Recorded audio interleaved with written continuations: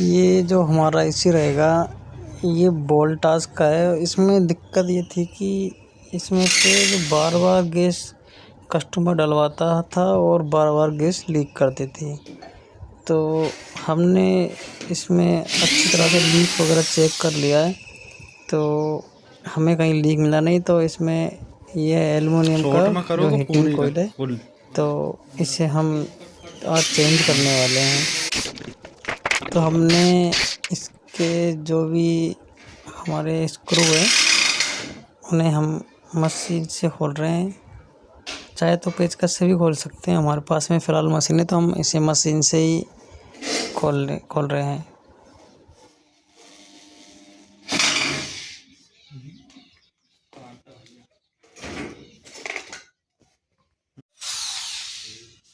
ये हमारा वोल्टास का नॉन इन्वर्टर एसी है और इसमें क्या दिक्कत है कि बार बार गैस लीक होती रहती है।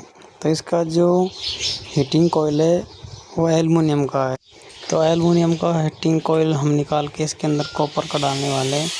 तो आपने क्या करना है कि जितने भी स्क्रू वगैरह है बॉडी पे, वो आपने उसे रिमूव कर लेना है। अगर मशीन से स्क्रू कई बार खुल नहीं पाते हैं तो आप पेचकस से भी उसे खोल सकते हैं। तो आपने इस तरह से जितने भी सारे स्क्रू है उन्हें खोल लेना है। चलिए हम इसको खोल लेते हैं। पूरा फूटा हुआ है।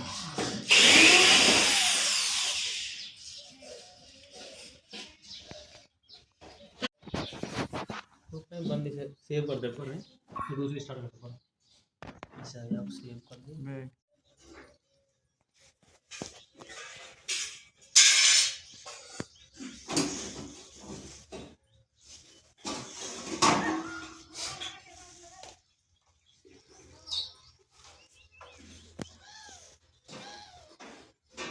लगभग हमारे स्क्रू हमने खोल लिए हैं।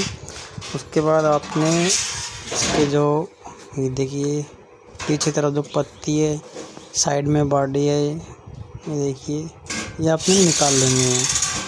जितने भी स्क्रू आपने खोल लेने हैं उसके बाद आपने इसे निकाल लेनी है। ये देखिए ये स्क्रू है, आपने निकाल लेना है। उसके बाद हम इसमें हीटिंग कॉइल डालने वाले हैं।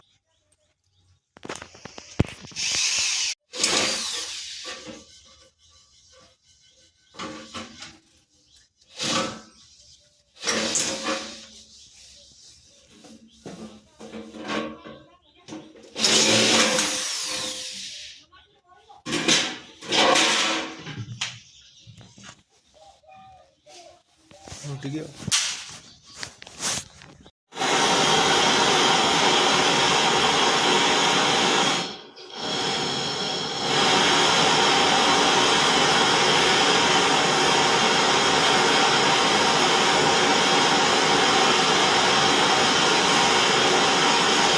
इसको निकालने के बाद जो हमारा हीटिंग कॉइल रहेगा एल्युमिनियम का, इसे गर्म करके निकाल लेना है।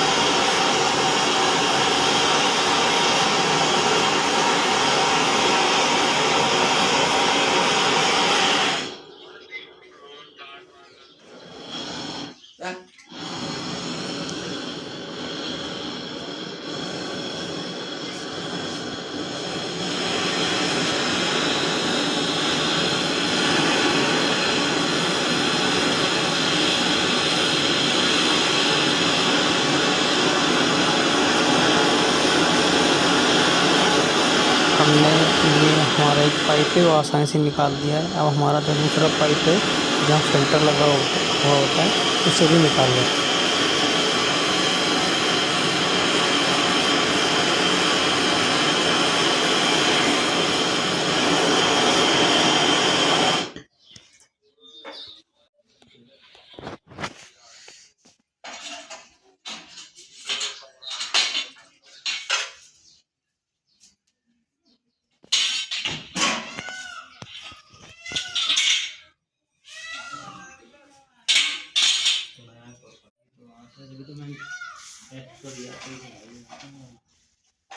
ये पाइप भी हमारा आसानी से निकल गया है। उसके बाद जो हमारा एल्युमिनियम का ये हीटिंग कंडेंसर, इसे आप हीटिंग कॉइल भी बोल सकते हैं, इसे हमने निकाल दिया है। उसके बाद इसकी जगह पे हम कॉपर का हीटिंग कॉइल लगाने वाले हैं। तो ये हमारा जो रहेगा कॉपर का हीटिंग कॉइल रहेगा। तो आपने पहले से ही इसकी जो हीटिंग कॉइल है उसका आपने पहले से ही इंची टेप वगैरह से इस तरह से नाप लेना है साइज़ वगैरह कि कहीं आप दुकान से जाओ परचेज़ करके तो फिर फ़ैन की जो पंखुड़ी है वो कहीं इसमें टक्कर खा के अड़ ना जाए। तो इस बात का आपने विशेष ध्यान रखना है। ब्रिजिंग करने से पहले आपने ये देखिए इस तरह से रेगमाल या फाइल से आप जो हमारे पाइप है उन्हें अच्छी तरह से साफ़ कर लेना है। उसके बाद ही हम इसकी ब्रिजिंग करेंगे। तो आप इस तरह से आपके पास अगर ये रेगमाल नहीं तो फाइल लगा सकते हो आप। ये हमारा जो नीचे का पाइप रहेगा जो फिल्टर की तरफ है, ऊपर का हमारा डिस्चार्ज पाइप है। ये फिर इधर यहाँ फ़िल्टर लगा हुआ होता है तो ये इसे भी आपने साफ़ कर लेना है और उसके बाद हम इसकी ब्रिजिंग करने वाले हैं।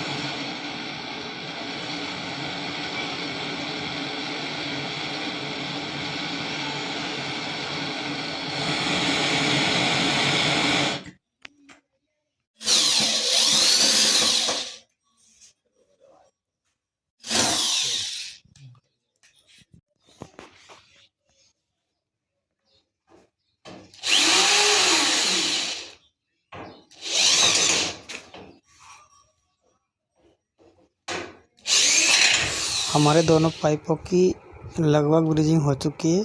उसके बाद आपने जिस तरह से खोला है उसी तरह से आपने इसे वापस लगा देना है। वापस लगाने के बाद आपने इसे कम से कम 15 से 20 मिनट वैक्यूम करना है। वैक्यूम करने के बाद आपने इसमें फिर गैस छोड़नी है। तो ये हमने जिस तरह से खोला था ठीक उसी तरह से हमने इसे वापस सेट कर दिया है। जो हमारा फ़ैन वगैरह की सामने की बॉडी रहेगी उसे चलिए ये हमारा लगभग यहाँ का काम लगभग पूरा ही हो चुका है। अभी ऊपर का ढक्कन लगाना बाकी है। उसे ढक्कन लगाने के बाद इसे हम जो हमारा ये आउटडोर है उसे हम छत पे रखने वाले हैं। तो उसके लिए हमने जो चौकी रहेगी स्टैंड बोलते हैं उस पे रखना है। इंडोर हमने पहले से ही लगा रखी है। ये देखिए, ये हमारी इंडोर है और ये एसी हमारा कम से कम 15 साल पुराना एसी है। फिर लेवड का इंडोर है इसके अंदर, वोल्टास का जो हमारा ये आउटडोर है। तो हमने इसमें क्या किया कि पहले इसमें हमने प्रेशर डाल दिया है 110 PSI का, और लीक वगैरह चेक करना है कि कहीं से लीक तो नहीं है। लीक हुआ तो हमारी गैस हमारी उड़ने वाली इसके अंदर से, तो लीक कहीं भी नहीं है। उसके बाद आपने इसे वैक्यूम करना है। इसके अंदर R22 गैस है, तो इसका आपने रनिंग प्रेशर 50 से 60 PSI ही रखना है। और आपने क्लैम मीटर भी लगा के रखना है, एम्पियर हमारा कितना लेता है लगभग उसके ऊपर लिखा होता है, कहीं पे 6, 7, 7.1। तो आपने उसी कंडीशन